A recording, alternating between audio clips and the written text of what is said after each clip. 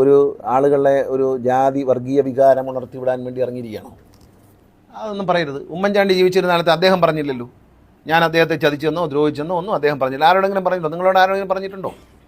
ഇപ്പോൾ ഇറങ്ങിയിരിക്കുകയാണ്. ആരാണ്ട് പറയുന്ന കേട്ടുകൊണ്ട് കൂലി തല്ലുകാരനായിട്ട് ഇറങ്ങരുത്. ഇറങ്ങിയാൽ പലതും പറയേണ്ടി വരും. പറയിക്കണ്ട എന്നാണ് എനിക്ക് പറയാനുള്ളത്. മാന്യമായിട്ട് ഞാൻ പറയുകയാണ്, അത് പറയിക്കണ്ട.